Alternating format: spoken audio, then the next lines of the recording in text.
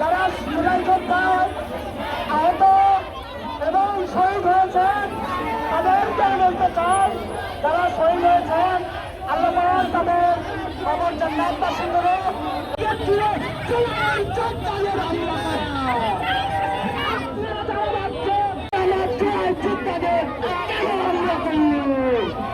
আমরা বলতে চাই, আমরা ওই ছোল আমার বুকে ছিল সারা রাত। ওই ছোল মায়ের কথা বলতে পারে না, অনুভব করতে পারে। ওই বাচ্চা ডিস্টার্ব করো কে? সারা রাত ঘুমায়নি। বক্তব্য দিবেন দেন আগে। ওই মায়ের ঘর থেকে আমি বাংলা পূরণ করতে পারবো? পুরা কি পূরণ করতে পারবে মায়ের বুকের ঘাটতি? মা মাই হয়, মায়ের মতো কেউ হয় না।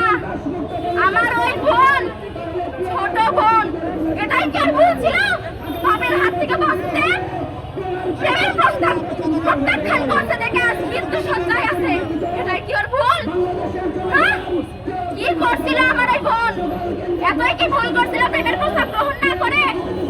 আমার ওই সোল এতই কি ভুল করছিল মায়ের ওই গর্ভে আসে?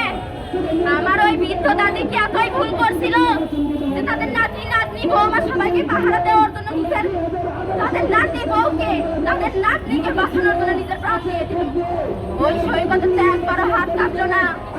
এই নিষ্ক্রিয় 3-4 আঘাত করতে চুরির আঘাত 2-4 মারে ফেল দিল, কোনো হাত কাঁপলো না। ওই সৈকত তাও কি কারণে বাঁচা আছে? এর বিচার চাই মিডিয়া ভাই। আমাকে একটাই উপায়, আমরা হয় রাস্তা ছাড়বো, তাছাড়া বিচার থেকে বাড়ি ঘুমাবো। ওই ফাঁসি থেকে বাড়ি ঘুমাবো, তাছাড়া রাতের ঘুম হবে না আমাদের। আমার বাপ মা দুটোই জড়িত, বাপ মা দুটোই জড়িত। মৃত্যুকে একবারে শেষ করে দিয়ে উনি যা পালিয়ে দেওয়ার পরে পাসপোর্ট ওখানে উনি কাষ্ট রয়েছে। বর্তমানে আমরা চাচ্ছি উনি সুস্থ বিষের গরিব হিসেবে আপনাদের কাছে দাবি, উনির ফাঁসির আমরা দাবি নিত্য বিষের জন্য আমরা পাই। আমাদের কাছে একটাই দাবিদার প্রশাসন ভাইদের কাছে, এই খুনের ফাঁসি না হওয়া পর্যন্ত আমরা এই কাজ ছাড়ব না।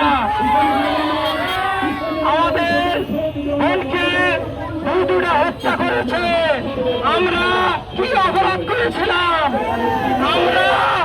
আমরা নিরীহ মানুষেরা, এদের কোনো দোষ ছিল না, এদেরকে বিনা অপরাধে কেন হত্যা করা হলো? আমরা এই প্রশাসনের কাছ থেকে বলতে চাই যে এই খুনের ফাঁসি হয় যেন।